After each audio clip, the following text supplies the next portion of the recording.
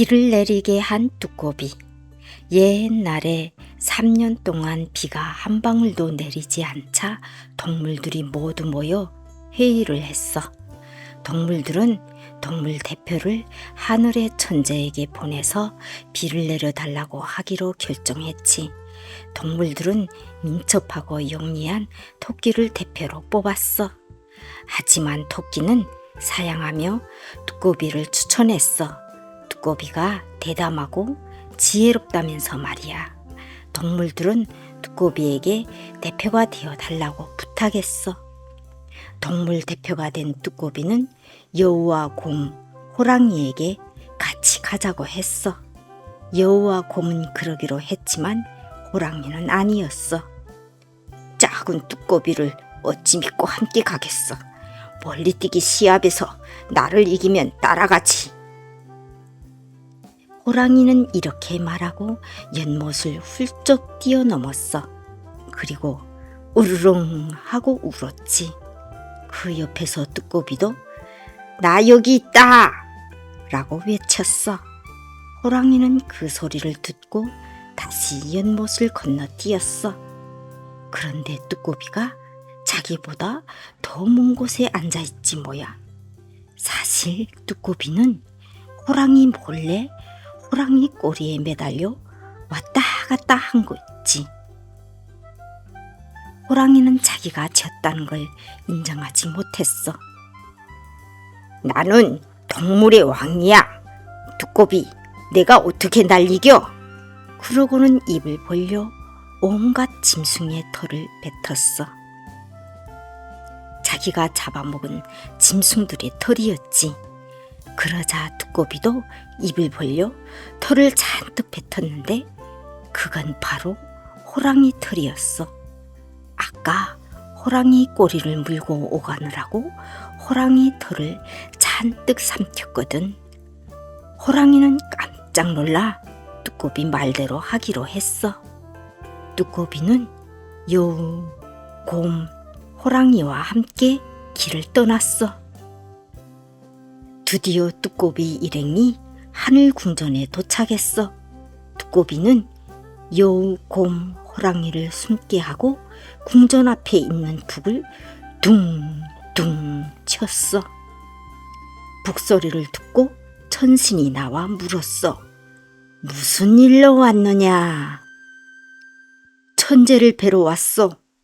천신은 천재에게 두꺼비가 북을 쳤다고 전했어. 화가 난 천재는 말했어.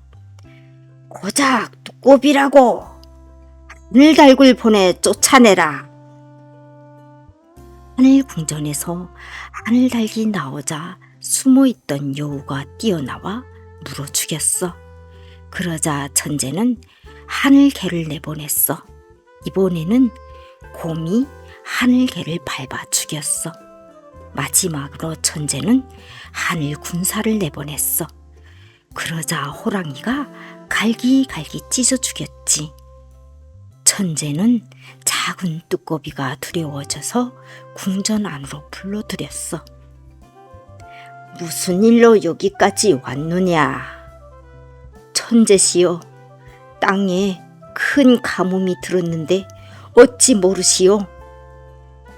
알고 보니 비의 신인 용이 게으르게 잠만 자는 바람에 생긴 일이었어. 천재는 용에게 비를 내리게 하고 두꺼비에게 말했어. 용이 다시 게으름을 부리면 크게 소리를 질러주어. 그러면 곧 비를 내리겠소. 두꺼비는 천재의 신임을 받게 되어 누구도 감히 두꺼비를 건드리지 않게 되었어. 지금도 베트남 사람들은 두꺼비가 울면 곧 비가 올 거라고 생각한대. 지혜로운 소녀 카테리나. 한 농부가 포도밭에서 황금절구를 발견했어. 농부는 왕에게 황금절구를 바치면 큰 상을 받을 거라고 생각했지. 하지만 딸 카테리나가 말했어. 왕은 황금절구를 보고 뭔가 모자란다고 할 거예요.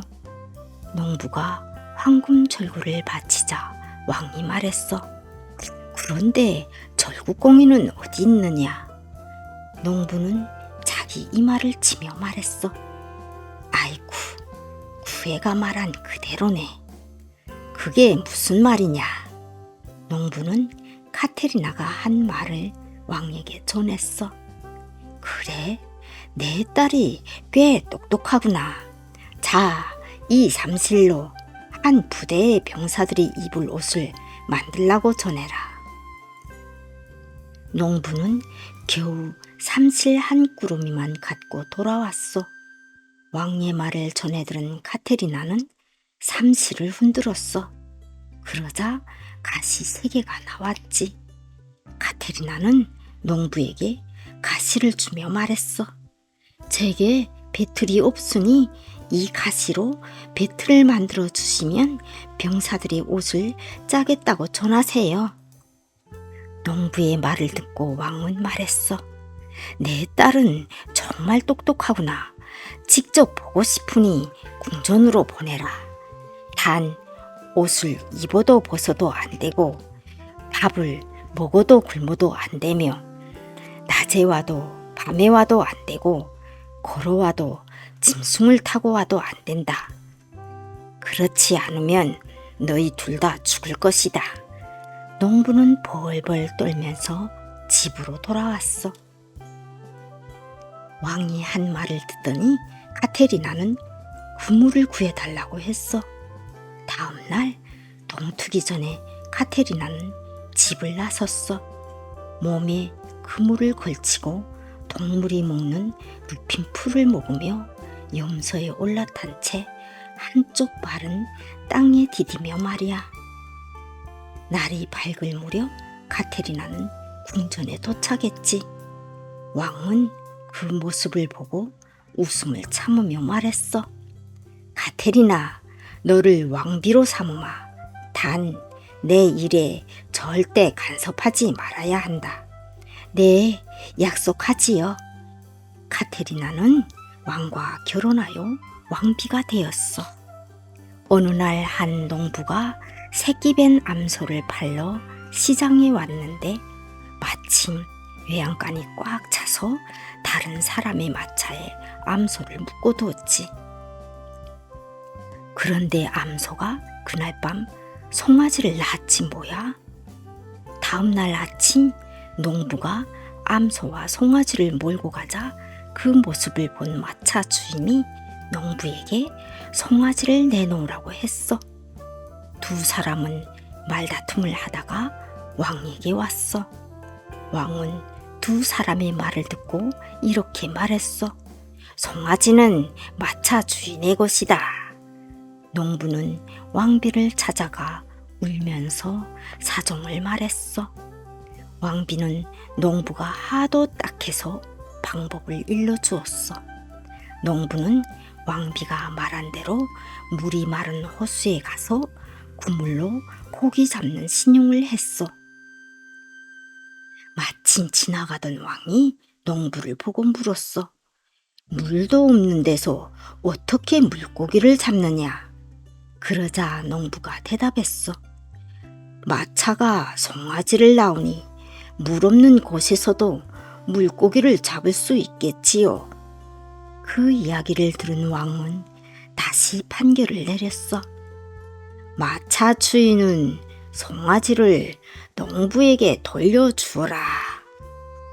궁전으로 돌아온 왕은 카테리나에게 말했어. 내 일에 간섭하지 말라고 했는데 당신은 그걸 어겼어. 궁전에서 가장 좋아하는 것 하나를 갖고 오늘 저녁 당신 집으로 돌아가시오. 그러자 카테리나가 공손히 말했어. 그렇게 하겠습니다. 다만 밤에 떠나면 모양새가 좋지 않으니 내일 떠나도록 해주세요. 그렇게 하오. 마지막으로 만찬을 함께 합시다. 카테리나는 온갖 음식과 포도주로 저녁을 차렸어. 왕은 배불리 먹고 잠이 들었지. 카테리나는 잠이 든 왕을 소파에 뉘었어. 그러고는 농부의 집까지 옮기게 했어. 다음날 아침 왕은 잠에서 깨어 물었어. 카테리나, 도대체 여기가 어디요? 당신은 제가 가장 좋아하는 것 하나를 갖고 집으로 돌아가라고 하셨지요. 그래서 당신을 모시고 왔습니다. 왕은 크게 웃으며 마음을 풀었어. 그 뒤로 왕은 늘 왕비와 함께 판결을 내렸대.